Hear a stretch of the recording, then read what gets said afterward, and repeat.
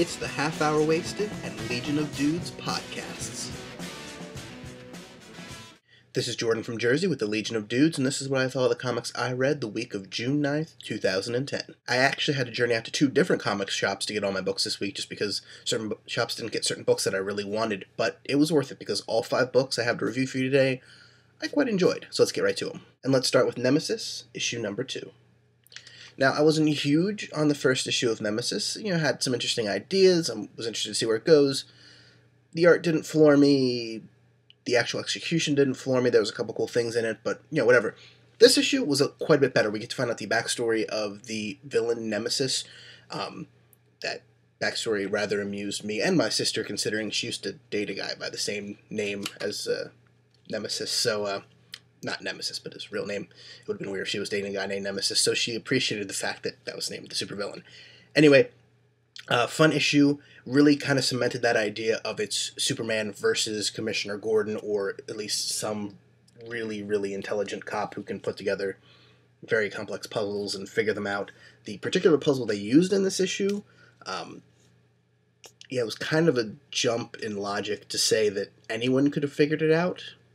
I mean, maybe if there's some kind of pattern that Nemesis has been using for years, that means that kind of jump is normal. Otherwise, I don't really see. It was kind of like in Flash Forward, where Joseph Fiennes' character would all of a sudden figure out some riddle where you're like, really? Because you don't seem that smart. But that aside, it was a really exciting issue. Lots of stuff happened. I really like the way it ended, and I can't wait for issue number 3, so it's a win all around. Next up, from Jonathan Hickman, we have S.H.I.E.L.D. issue number 2. This is the book I had to drive to another shop to find because they were sold out at my normal one. Very cool stuff. Maybe not up to the level of issue number 1, just because that was so cool and out there that this doesn't have that same fresh feel, but it's still very cool. The dialogue is a bit out there. I've seen a lot of people compare it to Grant Morrison, and after reading the first 2 issues of Return of Bruce Wayne, I can certainly understand why. Human beings don't talk like that, generally. And if they did, we would ask them to, can you say that again? Because we just would have no idea what in the world they were talking about.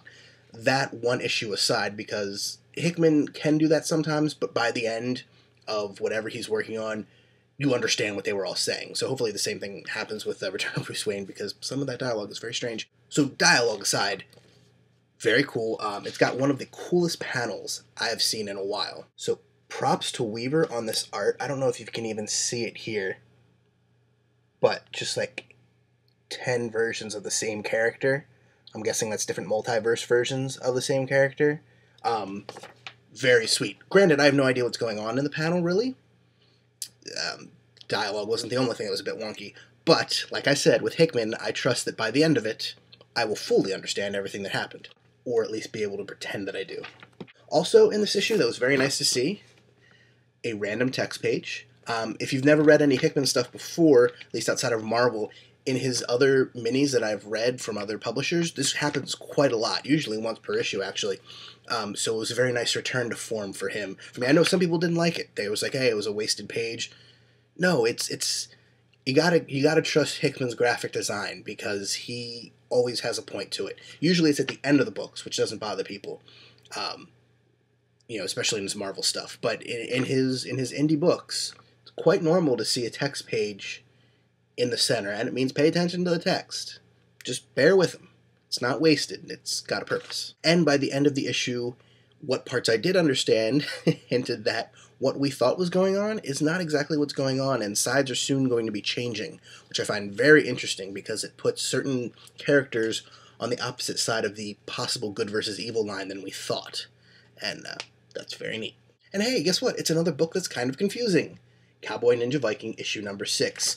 You may remember I really liked the first arc of Cowboy Ninja Viking, despite the fact that some of the plotting was very confusing. The dialogue is hilarious, and that remains true in issue number 6.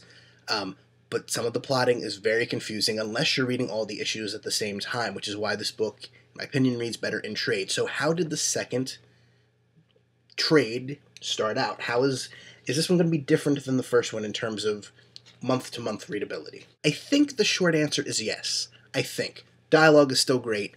It's still a little bit confusing, and part of that is because there are a lot of flashbacks and flash forwards, depending on how you want to look at it, in this particular issue. But the way they handled it, and the way the end of the issue kind of wrapped that up, I think this one's going to read a bit more straightforward than the first book did. The first 5 books, I should say. So the first trade was kind of a getting the team together trade, although you didn't really realize that till the end. And this is kind of the team's first mission, or their first mission back together as a team. One thing I really like, this book, one color is what they've always done. Although this time around, they've added a second color to a lot of the pages. You can see the yellow accenting the blue. What they did in this particular issue is the flashbacks, or flash forwards, are a different color palette than the normal time. Which, sure, you've seen that in other books, but usually those are full-color books. So here they choose a different color with a second color accenting it. And then the one panel in the beginning where the two kind of meet, it's all 4. So that was kind of a cool design element of the book. Also, it looks like Duncan, the main character, the Cowboy Ninja Viking, is going to be going through some major changes, at least internally, throughout this book. So I'm very interested to see where that goes. Yes, it cuts down a bit on the awesome dialogue, at least for his characters, but I can live with that if it's something interesting for the character, so check out Cowboy Ninja Viking. Our second to last book today is Terry Moore's Echo, issue number 22. This was mostly a Talking Heads issue that was capped off with some extreme moments of brutal violence, which is always fun. And the cliffhanger to the issue, while certainly a decent enough cliffhanger to end a book, in real-world terms, it's kind of a, well, yeah, duh, ending.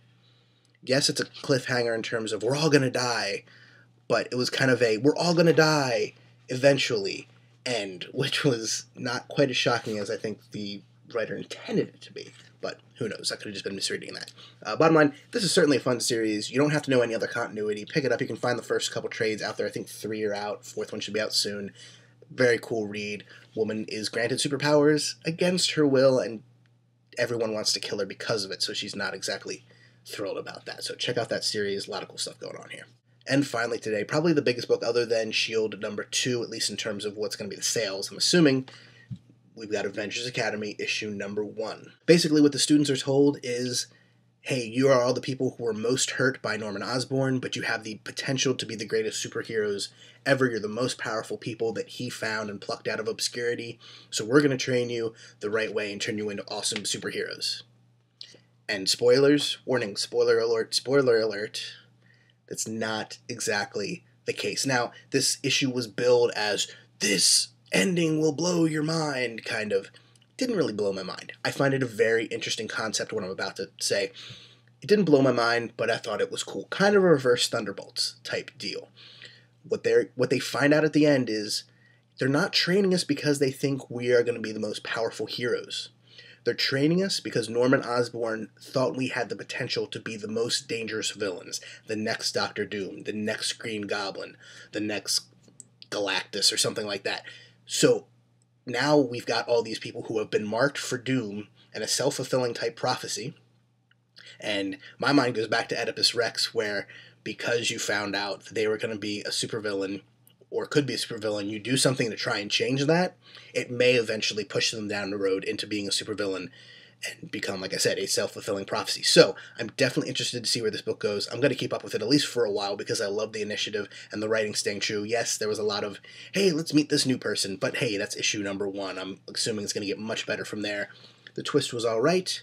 You're going to want to check this out, especially because this could be the next generation of major heroes or major villains. These could be the characters that are headlining books or destroying the world in 10 years. So check this out for a whole bunch of new characters and some interesting scenes from your old favorites. So that's it for the books I have this week. Don't forget to check out hhwlod.com or halfhourwasted.com or legionofdudes.com for the Half Hour Wasted and Legion Dudes podcasts. They're on the same feed. It's very easy to find. And I will see you next week with some more comic book reviews. It's the Half Hour Wasted and Legion of Dudes podcasts.